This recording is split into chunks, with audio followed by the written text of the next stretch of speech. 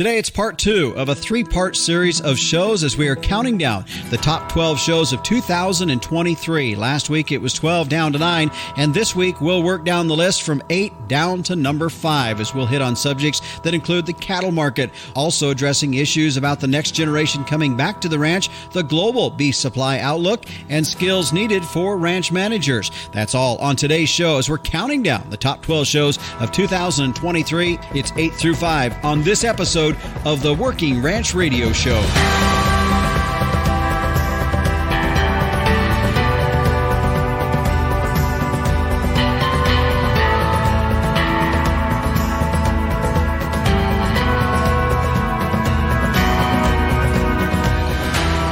And we welcome you here to the Working Ranch Radio Show. I'm Justin Mills. It's good to have you with us on our program. As you heard there in the opening, we are counting down the top 12 shows of the year. I always think about whenever I hear a top 12 or a top show countdown, I always think growing up and listening to country music on the radio, and on Sunday afternoons, we would always hear the top 40 country countdown with Bob Kingsley. And I'm by no means even close to that caliber of radio personality, but nevertheless, that's what I think about in this. And we're doing that here with the Working Ranch Radio Show. We're looking back over the year and looking at all of the shows that we put out there, a lot of great shows, and it was tough to narrow it down to the top 12 shows, but we did that, and by no means does it mean the ones that are not on this list weren't valuable to listen to, because it was, like I said, it was really hard.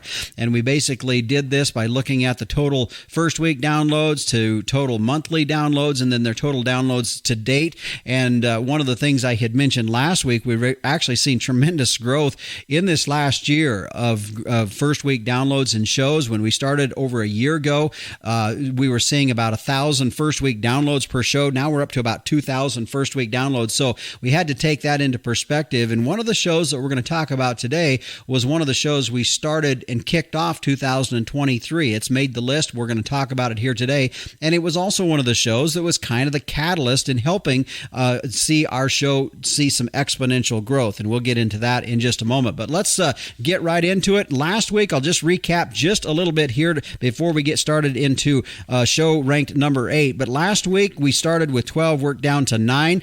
And I'll just recap those for you just a little bit. The show that ranked 12th for 2023 was episode 128 with Steve Cody, as we talked with him about getting a herd started correctly.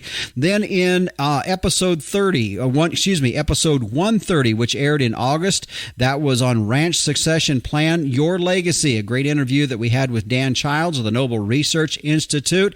Episode 103, Raising Kids on the Ranch with Alan Crockett, aired in January of last year. That was the show ranked number 10. Also a show that was one of those in the early parts of last year that really projected and pushed the numbers of our show out there. A lot of popularity with that show. And then episode 145 is what we finished out with last week. It aired in December of this year. It was Perspective with Dr. Neville Spear, for just addressing a lot of different issues for a lot of us in the cattle business.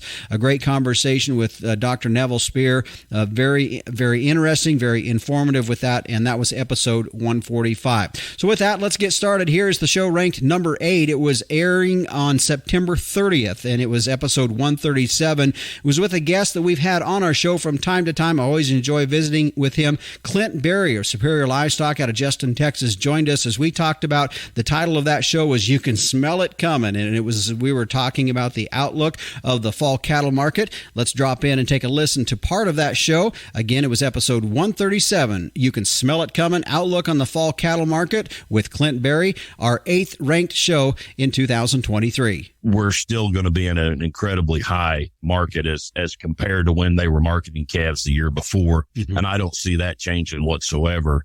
I think it's going to be a strong fall run again. Those prices are going to continue because we're just too short of cattle overall.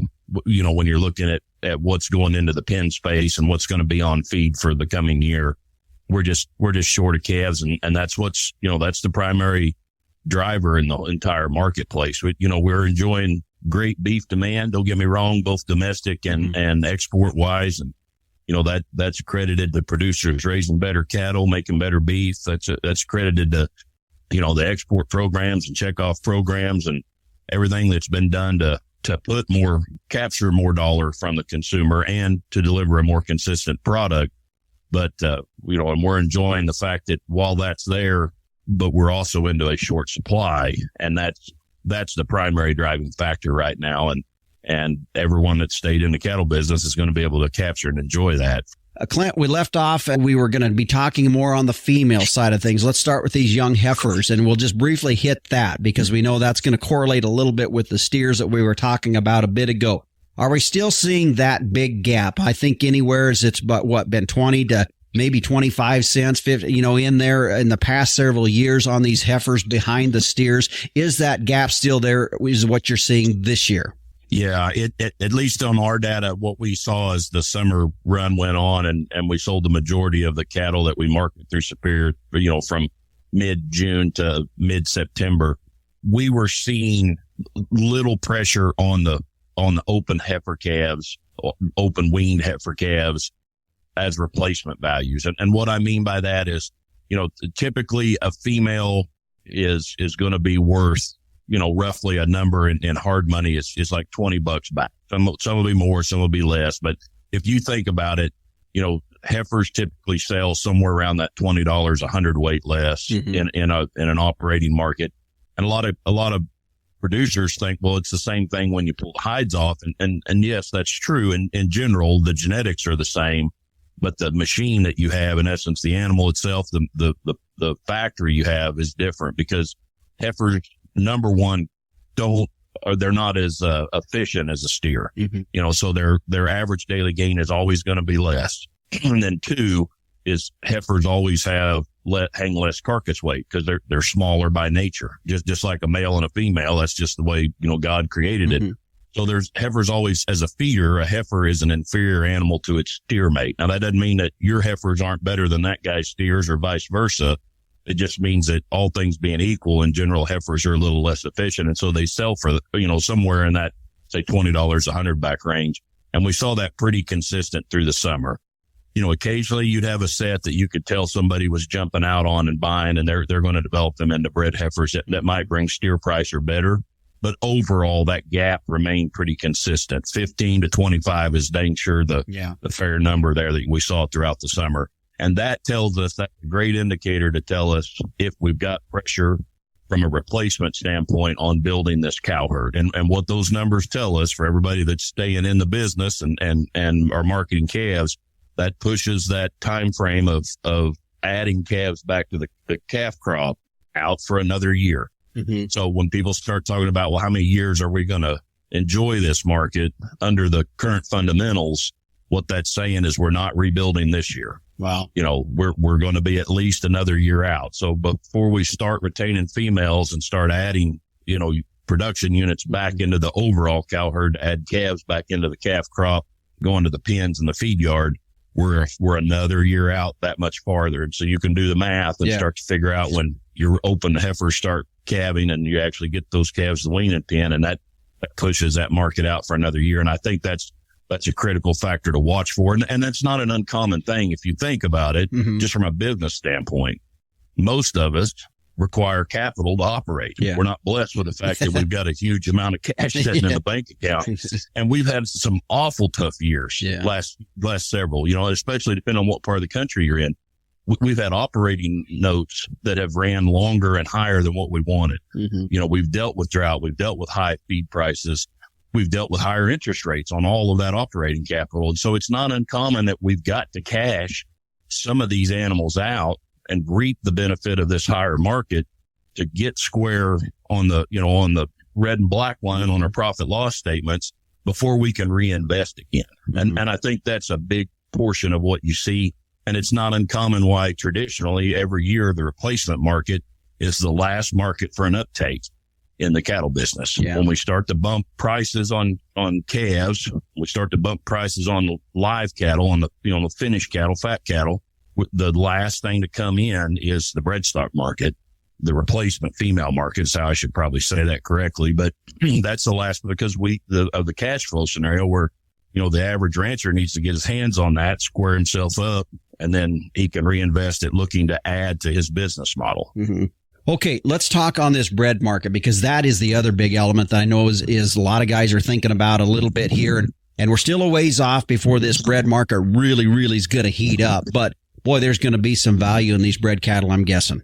Yeah, you can smell it coming. It's like when you walk in and then your grandma's making cornbread. You can smell it before you get in the door, and you can see it's coming, especially because of the lack of pressure on the open heifers. And I think if you look at the immediate bred stock market, I think the best value in the game is a young bred cow or a high quality bred heifer right now. Mm-hmm. And I think if a guy's knowing he's going to be adding cattle to his program to be bumping his numbers up, it's a great time to get aggressive right now, because there's absolutely no fundamental number out there that shows that we're not going to put value on these heifers. Mm-hmm. To what extent, or these females, I should say, to what extent, I'm not sure that any of us can accurately say it, but there's no way this trend's not going to follow as we move into the end of the year, which is traditionally when we take the bump on the cattle anyway. Guys start to get their calves sold. If they're farmers too, they get their crop in the bin, start to get some cows preg checked, and they know what their numbers are, and they start facing Uncle Sam at the end of the year. And they're going to reinvest some of their equity and add back to the herd, especially in a positive market like that. And I absolutely see us doing that as we move into November and December toward the end of the year here like normal. I think some of these special cow sales are really going to they're going to set the world on fire with some of these good young cattle that are going to be available. I've seen some prices. It's hard to really square it down because there just hasn't been enough trade to justify. But I've seen some prices on the better end bred heifers and young cows from, maybe $2,750 to $3,250. Mm-hmm. I'd say that'd catch a big majority of them, just to put that in numbers. Well, if we're selling $1,500, $1,600, $1,700, even $1,800 calves, that's a pretty good bargain. Mm-hmm. And it also tells you why it's hard to hold on to an open heifer. If you're selling open heifers at $1,500 to $1,700 and you can buy a bred for $1,000 more, the math does not show that you can raise that open into a bred and get her to that status ready to have a calf. Just as long as you also include the opportunity time of how you're going to, in essence, have another calf in this higher market to sell out of that bred than you did as an open. And, that's going to fit everybody's program to what they want to do. But it's a great time if you want to upgrade some cows.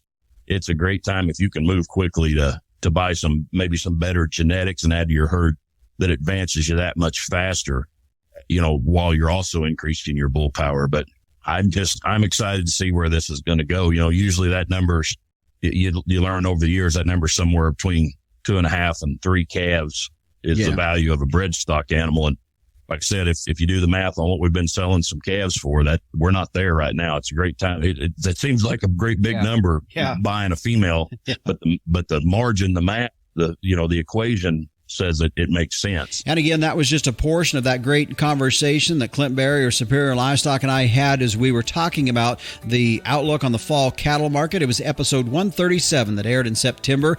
Now, as you heard there, not only were we talking about that fall run, but also even projecting into 2024. So still some great information that is in that program, and I encourage you to go back and listen to that. Episode 137, ranked number 8 for 2023. Well, coming up after the break, we're going to get to the show ranked number 7. It was the show that kicked off 2023, and the title alone spurred enough interest to make people want to go listen to it, and it was a great program to boot. And also, coming up later in the show, while we'll continue working down our list, we'll also have the Captain Tim O'Byrne stopping in with this week's edition of Tim's 2 Cents, and meteorologist Don Day giving us a look at our long-term weather. There's a lot happening here on today's episode of the Working Ranch Radio Show. There are lots of nutrition tubs out there, but none can match the true blue commitment of Vitalix. Our tubs offer you the most concentrated nutrition at the lowest cost per day. That means more profit for your operation and improved performance for your cow herd. In fact, research shows Vitalix tubs increase feed efficiency by 20% while boosting conception rates, herd health, and weaning weights. Learn more at Vitalix.com. Vitalix, the true blue tub. And this is the Working Ranch Radio Show. I'm Justin Mills. We welcome you back here for the program. I don't know why I didn't mention this right off, and I have to apologize. But first of all, as this program is airing over a holiday weekend, we just wish all of you, from all of us here at Working Ranch Radio Show and the Working Ranch Magazine, a very blessed, safe, and happy holiday season. And it's a time of the year where we just really have some time to be thankful for what we have as we're closing up a year. And nevertheless, any year that's out there, it always has its struggles, but it always has some things that we can be very, very thankful for. And this year is no different than that. And so from all of us here, we wish you the very blessed and happy, safe Christmas and New Year's season. And our program, as we continue here today, we are counting down the top 12 shows of 2023. Last week, we started with shows 12, worked down to number 9. This week, we're starting at 8 and working down to 5. In the previous episode, we hit the show ranked number 8, episode 137, and now we're on to the show ranked number 7. And this was a show that kicked off 2023, and man, oh man, did it kick us off in good fashion. It was episode 100, entitled Why Junior Shouldn't Come Back to the Ranch. Yeah, just the title alone would make you want to go back and listen to this. And Dallas Mount, who is the CEO for Ranch Management Consultants, joined us on that show. He has been a regular contributor to our program on many different occasions as we've had him on to talk about things that just from every different shape and angle has been very informative. And this show was no different. You're going to hear just a snippet of this show. And folks, let me tell you right now, there was a lot more to this show than what we're going to be able to air for you here today. So here is the show ranked number 7 for 2023, episode 100, with Dallas Mount, entitled Why Junior Shouldn't Come Back to the Ranch. I think an interesting question to ask is, if we want our kids to someday lead this business, what do we need to do? What do they need to do to help them become equipped so that they're best qualified to lead this business in the future? And so looking at it that way, right? So if we're looking at bringing on a senior level partner into our business, what kind of things would we look for in that person and in their skills? So that might bring us to the show topic a little bit about, maybe why junior shouldn't come home. Okay? And I think where I'm coming from that is, if the kids are at a stage now where maybe they've gotten out of high school, maybe they went off and got a degree for a couple years, a technical degree. Maybe they went to a 4-year program. Maybe they just graduated high school and went to work for the neighbor down the road for a year or two. When is the right time to say, hey, we'd love to have you back in this business? And I think if you're looking at it from that standpoint of how do we build the people that are best equipped to lead this business into the future, then in my opinion, it's probably not right to bring the kids into the business just 2 or 3 or 4 years after being gone, especially if they haven't had some really significant experiences. And I don't think going to a 4-year school, right? So like if you grew up on this place and, you spent your evenings and weekends working on the family place, and then you went away to a 4-year school, and maybe you came back over the Christmas, over the summers, and now you're done with that. I don't think that's the right time to say, yep, there's a spot for you here. Come on back. I just don't think those people have developed the skills and the perspective and had the opportunities to stretch their wings they need to at that point. So my suggestion to the ranches that we work with is to delay that homecoming for a while. Yeah. And I think we're kind of dabbling into a couple different subjects in a way that's all tied together in terms of pushing this down to getting this available, ready to go to the next generation. But it's a tough subject for mom and dad, because if you're in a family that has more than one sibling, more than likely, it's not just as simple as passing it down to junior. And I think that really weighs on mom and dad's or granddad and grandma's mind quite a bit. Do you think? Absolutely. Yeah. I mean, that deals with a whole host of a lot of the conversations we have in our executive link program. And these aren't easy conversations. I've got a few thoughts to share with you. One of those thoughts is the easiest thing to do is to, if let's say there's 3 siblings, is to go a third, a third, and a third, right? That's the easiest thing to do. That almost always results in the ranch being divided. Right. So, I mean, we can all sit and say, well, my kids are going to ranch together, and when I'm gone, they're going to be holding hands and singing Kumbaya. Rarely does that work.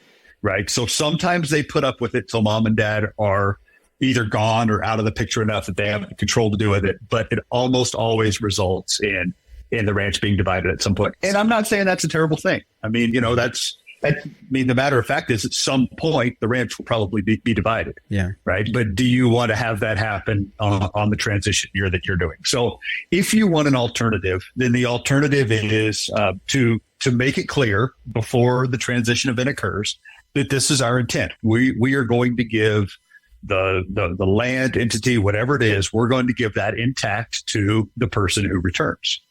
And in order to make that work, we're probably going to have some other assets somewhere else.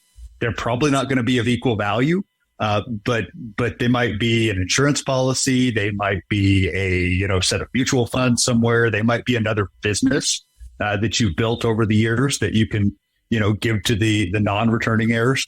But to make this happen, it has to be planned for all along. And so what that means is taking profits from the business. Now that assumes that there's profits. So first of all, you got to set the business up to be profitable. But then when there are profits, to not stick them all back into the business, right? And that's so tempting to do because when there are profits, we've got a laundry list of all these capital projects that we want to do. But you need to be disciplined enough to take a portion of those profits and to say, okay, we're going to put them over here or do this with them so that there is something else to give to the non-returning ranch heirs. Yeah. Just a couple things, Dallas, we were talking about at the break there, and you wanted to touch on. We do have just a little bit of time here, but that was a couple things here in terms of some timeline, scalability, and some of those concepts. Hit those real quick. Sure. There's a lot of things to get in this conversation today, and we're not going to be able to hit it all, but a couple more things to consider. Number one, if you're going to add another family to the business needs to be of a reasonable scale to support that. Our target is for every $400,000 in gross product a business produces, it can support one FTE, right? So if you're looking at your ranch and you guys are doing $1 million in gross a year, gross product, now you have to look at our material to see how we identify that. Your gross product, then that means that business could support 2 full-time employees, right? It meets that target of 400,000. Too often we see businesses that are barely scraping to support one family, and now they're trying to add a second to it. So let's just be real about the scalability of that. Now, that doesn't mean when Junior comes back, maybe we can say, hey, we want to invite you back, but we're not at the scale to do that. But we hope that in 5 years, you'll help be able to grow our business to that, right? That's fair. But I just think we need to be real with those things when we sit down and consider it. Mm-hmm. The second thing I want to bring on to folks, and this came from a group of EL alumni that shared an article with me that was out of I think it was the New Yorker magazine.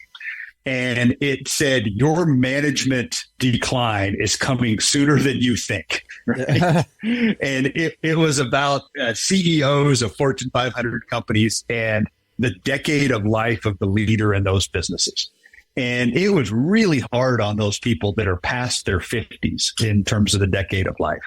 Mm-hmm. Well, you think about ranches, right? Many ranches are transitioning leadership of that ranch till somebody's in their 60s, 70s, 80s, even 90s. Yep. Right. Well, so I just want to encourage people to think or to let them know the transition of leadership in your business should happen sooner than you think. Mm-hmm. Right. If you're sitting there and you're thinking, well, I'm in my 60s and I've just got this thing figured out, it's probably time to seriously start the transition leadership in that business. And if you wait another 5 years, it's probably too late.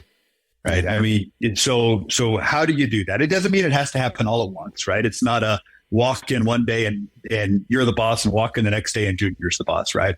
It's, how can we give them pieces of this so that within 5 years they're equipped to lead the whole thing. Right.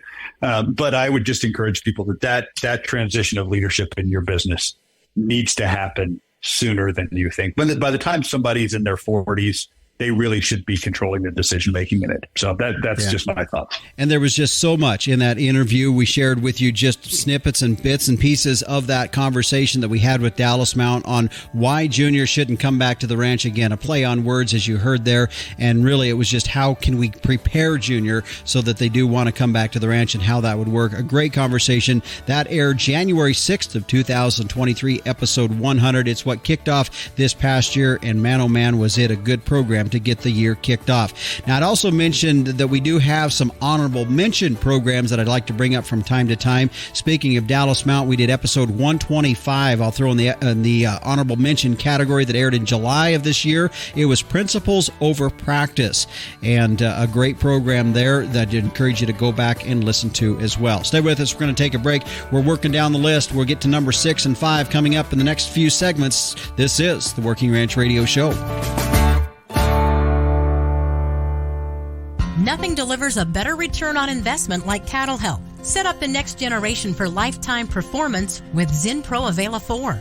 Achieve reproductive success in your herd with a 20% increased conception rate and a 16-day tighter calving interval. Calves from cows supplemented with Zinpro have stronger immunity and 28 more pounds at weaning. Help protect your profits by partnering with Zinpro.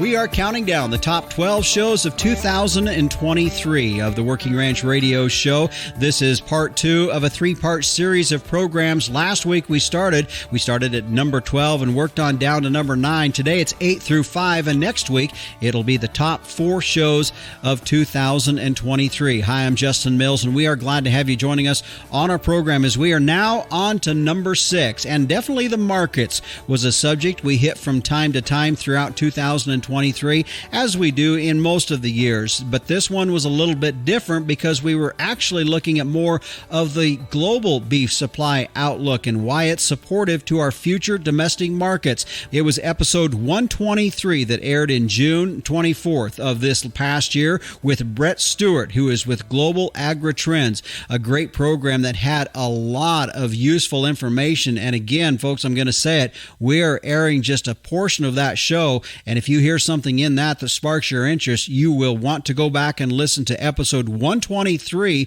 on why global beef supply outlook is supportive to our future domestic markets. It was the show ranked number 6 in 2023. Let's take a listen. A lot of optimism you feel in the markets, and we've heard that. We've heard the outlook is looking like for our markets here, but let's look at this from a global standpoint just to start.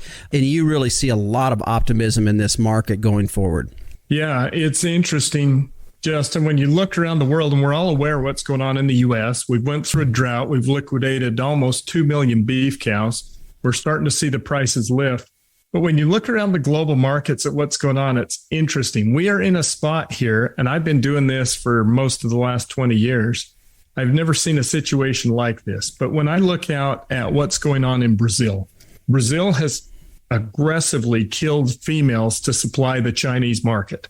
China's a whole different ball of wax. We can talk about that here in a minute. But Brazil has overkilled their herd to try and fulfill orders and keep beef going to China. As a result, they're in a spot where their female herd, I think, is tight. Now, in the global markets, we don't have data. We don't have a USDA in Brazil doing what our USDA does. So everything's guessing. And that's what I've made a living on, is guessing what's going on in the markets in China, supplies out of Brazil, Australia, etc. Long story short, due to our weather pattern and the inverse of our weather pattern in Australia, as well as what's going on in Brazil, we are expecting that the combined slaughter rates, total slaughter out of Australia plus Brazil plus the U.S., we've got that slaughter down 10% from 2023 to 2027. And so we're in a spot here where 3 of the biggest global beef exporters on earth are going to be moving through tight supplies over the next 4 years. And I'm not just talking about what we're hearing on calves now or what I think they're going to do next year. From a global basis, we've got support here for years out.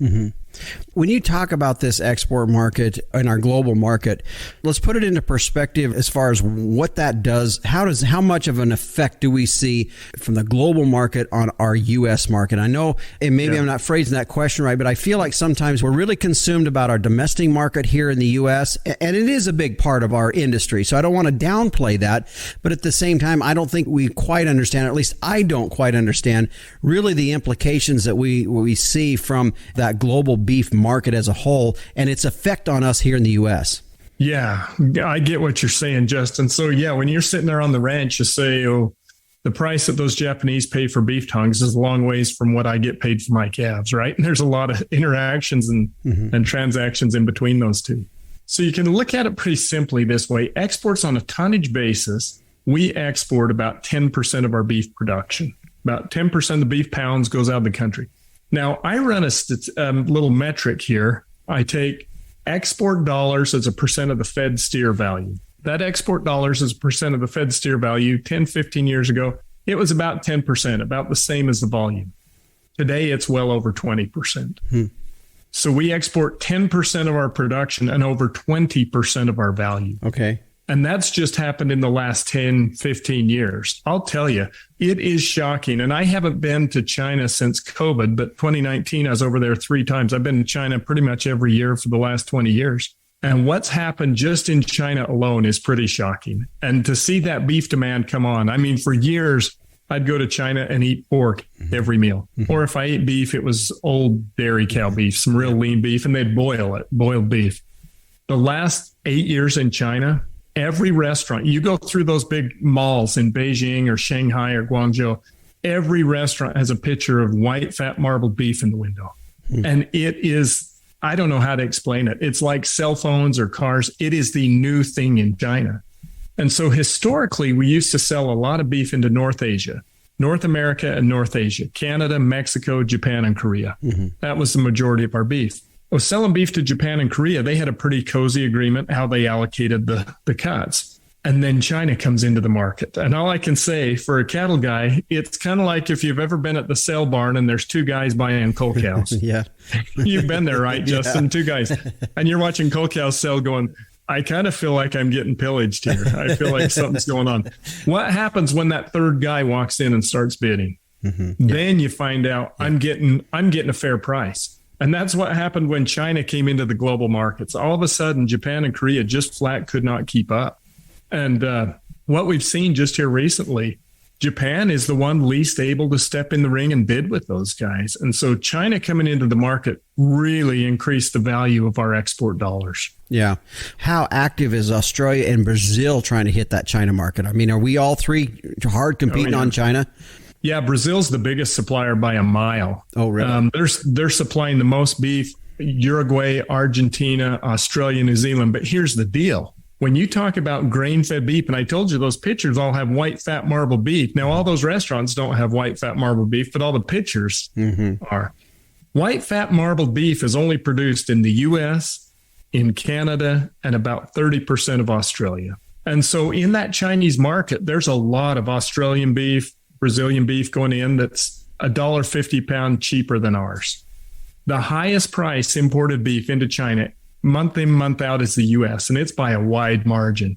And so we're in a unique spot. When I look at global beef production, if I go back to 2000, the year 2000, 23 years ago, the total production of grass-fed beef in the world has increased about 4.5 million tons. The increase in water buffalo, that's out of India, that's increased 3 million tons. The total supply of grain-fed beef on the planet in 2023 versus the year 2000, it's going to be almost the same. So think about that. So you can't just look at global beef supplies. These are different products. So in 23 years, we've added 1.8 billion people to the planet. We've added 43 trillion in global GDP. And 2023 and next year, 2024, the world's going to have almost the identical amount of grain-fed beef that we did 23 years ago. That's because of our liquidation and Canada's liquidation. We were up about 1 million tons in 2022. But this global market for grain-fed beef is truly incredible. The U.S. is an importer of beef. And so talk about that element of our market. Yeah, we're now the number 2 importer of beef behind China. China's now surpassed us. So in terms of imports, and I went down this road, I'm from the cattle producer standpoint of, I'm with you. Why are we importing beef? We produce the best beef in the world, right? You kind of got to go back through history. And I worked for a few years for the U.S. Meat Export Federation in Denver. And if you go back to the history of why we export and what these markets do, look at Japan. You have to go back, clear back into the 1980s and 1990s when we really opened up Japan and started exporting beef. Those Asian markets eat different cuts than we do. They love short plates. Most people don't know what a short plate is. It's the same thing as a pork belly on a steer. Okay. It's basically that belly on a steer. It's real fatty. They like chuck rolls, even briskets, some of those fattier cuts, short ribs, things that we just really didn't utilize in full. those North Asian markets love. And so one thing that happened over time is that's a lot of the cuts that would end up in our trim pile. We would take short plates and navels and short ribs and some of those things. A lot of that would go into trim and it would be ground for hamburger. Mm-hmm. Well, what happens with imports is all of a sudden we say, hey, we got buyers over here that'll pay $3, $4, $5 a pound for these cuts. Let's go ahead and ship them out. We tighten our trim supply. And in return, we end up importing beef, whether it's from Canada, Mexico, Australia, for $1.50 a pound less. And so really in that trade, we're upgrading those cuts. We're going and finding the highest bid in the world for every cut. Mm-hmm. And so as a beef producer, I want every cut from my steer to go to the highest buyer on earth. Now, what that did, it's tightened our lean supply here. And so we do have lean supply coming in. And virtually all of our imports are coming in as 90% grinding beef. Mm-hmm. That comes in, it gets blended with the 50-50. We make lean patties. Now, as a rancher, I say, well, I used to hate it when I'd take cull cows to the auction and get 32 cents a pound. And I'd say, if we could shut off these imports, my cull cows wouldn't be 32 cents a pound. Yeah. That's a little harder argument to make today when cull cows are $1.10 plus per pound. Right? We simply do not have enough. We simply do not have enough. And there's a couple of things to consider. You could say, well, in a perfect world, we would export but not import. And that would give us maximum demand for our product. Well, you're not going to get any trade deals done if you say we want to export, but we're not willing to import. Yeah. And it's the same for our partners as well. You know, the door kind of swings both ways. But what's good news for us is those imports really have a small sized impact compared to the outsized impact of our exports. And so as a producer, like I say, you want to sell every pound of beef for the highest value anywhere in the world. Hamburger is our lowest cost product. It is it's the cheapest product we make. And so in effect, yeah, we allow those imports in, we export. And I think there's some room for concern about imports. I get a little nervous when I see USDA approving Paraguay for import based on a risk assessment that they done a few years ago, like 8 years ago. And we have to be careful. We need to protect this industry from disease. And I'm all about that. And I think we need to be very careful and we need to scream when we need to scream about the safety of imports. But when we're talking about this Canadian beef coming in, Australia, Mexico, we've got pretty good safety profiles in place. Disease risk is pretty low. Yeah, that stuff comes. But like I say, it's kind of a hard argument to make when cull cows and cull bulls are up in that $1.10, $1.20 range. That was just a portion of the show ranked number 6 in 2023. It was episode 123 on why global beef supply outlook is supportive to our future domestic markets. Brett Stewart with Global Agri-Trends was our guest, and we just tapped into a part of that conversation that we had there. I appreciated his perspective, his view, and his knowledge that he's had over many years of looking at this from an economist standpoint. A great subject. If you are in the ranching industry and you're raising beef, this is a show you need to go and listen to. Episode 123, the show ranked 6th in 2023. Well, stick around. Coming up after the break, we're going to get into the show ranked number 5 for the year. And also the Captain Tim O'Byrne and meteorologist Don Day will be stopping in. Stay with us. This is the Working Ranch Radio Show.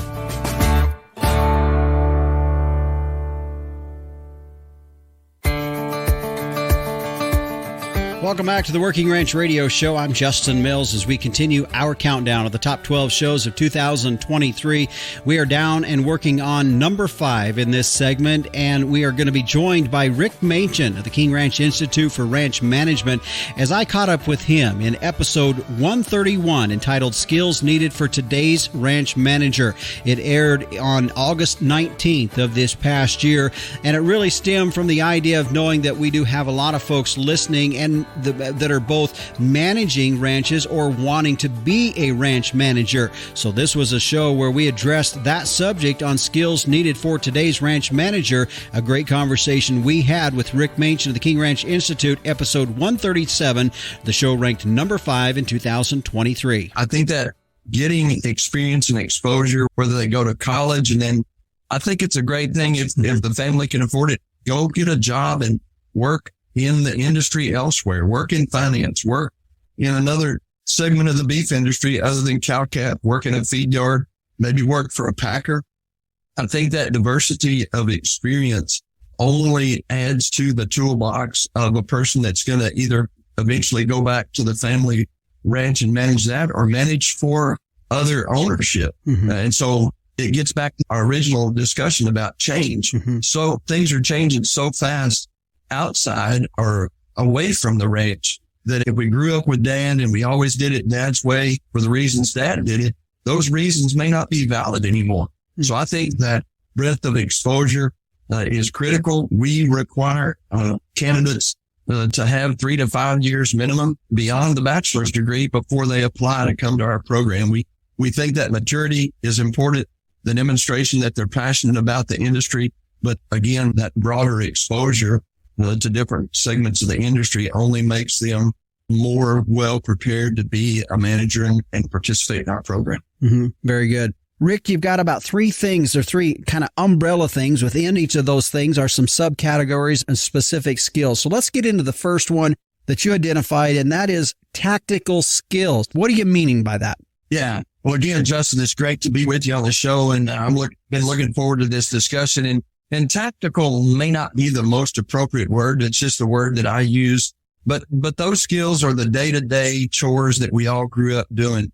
The natural resource management to include soil, forages, water, the natural resources, and then the animal management component of that, the day-to-day grind of taking care of the cattle, the sheep, the livestock, other domestic livestock, horses, whatever it might be. And then the third part of that is the infrastructure maintenance, how to take care of roads, fences, water infrastructure, all that kind of stuff, keep it in good repair and working. So the things that under the tactical skills umbrella that I think a ranch manager has to have command of, the things that most of us that grew up in a farmer ranch environment, we grew up watching dad or grandpa or aunt or uncle, whatever, and we just learned by doing.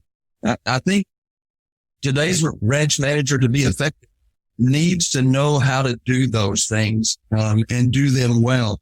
And more importantly, know what it takes to get those things done. You know, managers of large complex ranches, businesses don't have the luxury typically from the time standpoint of being out there, you know, being horseback every day or 3 days a week, but they need to be able to do those skills and demonstrate to the folks that are working for them that they can do them and do them well, but they know what it takes to get it done. I think that only helps them command the respect of the people that they're supervising to know, hey, not only can I do it, I'm willing to get out there, be there in the Brandon pen, be there at weaning, checking heifers, moving irrigation pipe, whatever the case might be. So those tactical skills are absolutely huge. And as we look at candidates that are applying to the Institute, we pretty much expect them, because we're only a 2-year Master of Science program, we expect them to come with those skills. We don't have the time or the geographic diversity of knowledge that it would take to completely train a person to go manage a ranch anywhere in the 48 states. One of the things as you were talking about tactical skills, you said you as a ranch manager, you kind of need to know this stuff, because some of that stuff may be what the boots on the ground, if you have somebody working for you, might be doing. And if you really don't know how to do it, there might be a little sliver of respect that kind of goes away, which leads us to our next skill, and that is managing people. Yeah, for sure. You know, as we have the opportunity to visit with large managers of large complex ranches or ranches of any size across the country, and you visit with them and say, what are your challenges? What on a day-to-day basis, what's the biggest challenges? When I came to the Institute, I thought those challenges would be the natural resources, livestock, marketing, animal health, those kind of things. Not so. Almost to the person, when you visit with today's ranch managers, communication across the ranch is going to be always going to be in the top 3, as is people management. And people management skills, the really good managers have got it figured out how to effectively manage the people that are working for or with them. And that may be managed fellow family members, or it may be managing a whole fleet of employees that are not related to ownership. But effective people management is absolutely key. We all appreciate how difficult it is to find labor today, and especially in a ranch environment or a feed yard where you're asking them to be out in the elements in the wintertime. in the heat of the summer. It's not the most comfortable working environment. It's a phenomenal lifestyle. It's a phenomenal experience, but the ability to recruit good people and retain those people and develop those people. And I think it's a continuous process for all of us as the manager, as the owner, or as an employee. To be really good, we have to be a lifelong learner. And just the ability to manage those people, get the best out of them and have the best for them is an absolute requirement. Well, I hate to cut it short, but the next subject we were getting into was the third leg in that stool of the skills needed for today's ranch manager. And if you want to find out what that is, then go to episode 131, Skills Needed for Today's Ranch Manager. It was a great conversation with Rick Machen of the King Ranch Institute for Ranch Management. They've been doing that for a lot of years, training up ranch managers. I appreciated his insight and his knowledge in this and his expertise to give us a great program there and some great information in that. Ranked number 5 is episode 131, aired August 19th of this past year, where we're going to put a halt on the countdown for today's program. Next week, we will be getting into shows ranked 4 down to number 1. But coming up in the next segment, the Captain Tim O'Byrne will be by, as well as meteorologist Don Day. Stick with us. This is the Working Ranch Radio Show. Fascinated by our wild weather? Now you can learn, appreciate, and understand the weather in your own backyard with the new Tropo Rain Gauge. Having achieved the highest rating of any product reviewed by the weatherstationexperts.com, the Tropo boasts rugged durability, impeccable accuracy, and precision to the 100th of an inch. Visit measurerain.com to order a Tropo today and use code RAINDAY. That's RAINDAY for free shipping and 10% off. Go to measurerain.com. Welcome back to the Working Ranch Radio Show. I was just thinking there through the break and the fact that, one of the reasons that we do this top 12 countdown of the shows of 2023, not only to finalize and finish out the year, but also it's a good way to just rehash some of those programs that were really impactful. And for myself, as I go back and pull out some of those clips, I'm just finding that there were some really great shows, not only in the top 12 that we're highlighting here in these last 3 shows of 2023, but many other shows. And I would just encourage you, even though you might have heard that show and say, well, I don't need to go back and listen, I'd encourage you to go back to some of these shows and listen to them again, because they are some very, very good shows, some good guests that had a lot of great information to share with us. Well, speaking of good guests, the Captain Tim O'Byrne is standing by. Let's listen in to see what he's got for us on this week's edition of Tim's 2 Cents. Hey, Justin. Hey, everybody out there in Working Ranch Radio Land. Well, the blessed season is upon us. I hope your winter is going good. Not lots of family get-togethers and good times. Cattle looking good. I hope you have a great holiday. NFR is over here. Vegas is pretty quiet now, and gives us a chance to reflect on what all happened. That was a pretty crazy rodeo season and a great wrap-up. Christine and I are glad to get to visit with you and Milo down at Cowboy Christmas. That was really good. And I took in another event. I actually checked it out online live. It was the Diamonds in the Desert Premier Horse Sale. And I got to tell you about Lot 18, a gelding. I mean, these are amazing horses, and they can work and do all kinds of stuff. And one of them went for $72,000, and another one followed not long after for $74,000. I got to tell you, that blew my mind. $74,000 for a working gelding. There's some just great, amazing horses and great horse folks out there that can make those kind of horses. And things are looking up. So here's to 2024. Hope everything's looking good for you folks. And Justin, we'll catch you later. All right, thanks, Captain. And yeah, like he said there, we had the opportunity to catch up while we were down there, his wife and I, and Milo and I, and it was good to see them. But I tell you, with as late as the finals was this year, it really kind of almost put me in a bind of getting things done before Christmas this year.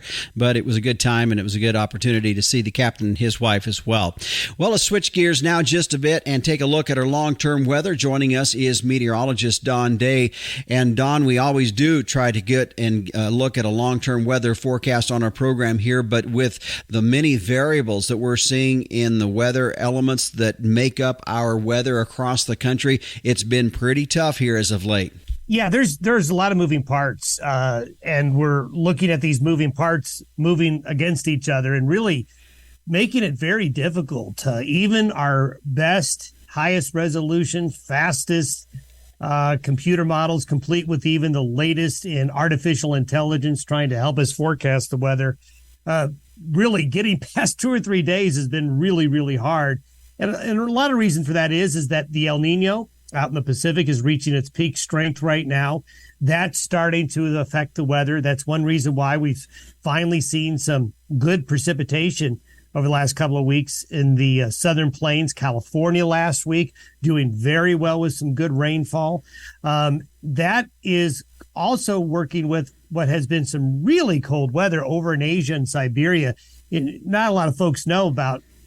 We all know it's been pretty warm across most of the North American continent, Canada included here in the month of December so far. But it has been extremely cold in parts of Eastern Europe, Russia, Siberia. Earlier in this past week, it dropped to 0 Fahrenheit in Beijing, China. That doesn't happen very often. That was a record. And a lot of that cold air now is pushing into the Pacific, on the western edge of the Pacific. And all of that, the warmth from the El Nino, the cold coming off of Siberia, there's just a lot to track, and that's causing a lot of variability in the modeling. Well, and I know for our area, and generally speaking across the country, there has been some moisture across the southern half of the country, but it's been a pretty mild winter so far, and at some point that's probably going to have to change.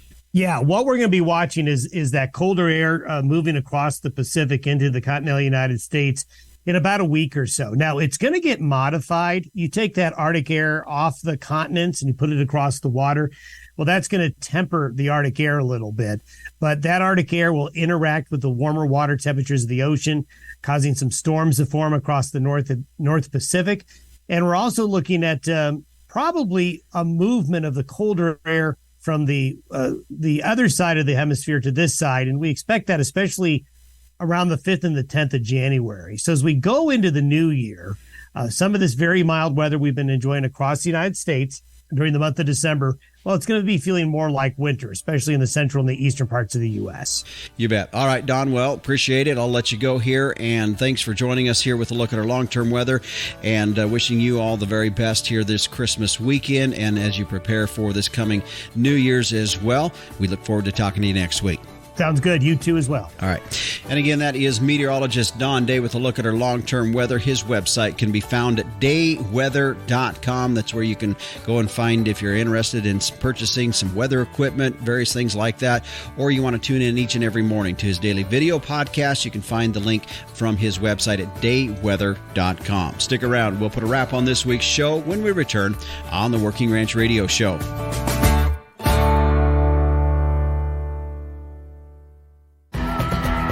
Just a quick shout out of one more show that I had here on my honorable mention list. It was episode 113 that aired in April of this last year, entitled Land Trust, Capturing the Recreational Value of Your Land. And I was interviewing the CEO for Land Trust. It's a company that basically has set up similar to like a bed and breakfast concept, but you as the ranch owner or the landowner can go through them and they'll negotiate those terms, and you have a lot of power and a lot of say in how that goes down. And if you ever have been interested in how you can capture some of the recreational value of your land, that's a program you might want to go back and listen to. Again, that was episode 113. Well, the Working Ranch Radio Show is a production of Working Ranch Magazine. It's branded #1 by America's Ranchers. If you would like to get a hold of me, it's pretty simple. You can send me an email at justin.workingranch@gmail.com. Well, again, on behalf of all of us at Working Ranch Radio Show and Working Ranch Magazine, we wish all of you a very blessed and happy Merry Christmas. I'm Justin Mills, and until next time, keep your chin down and your mind in the middle. So long.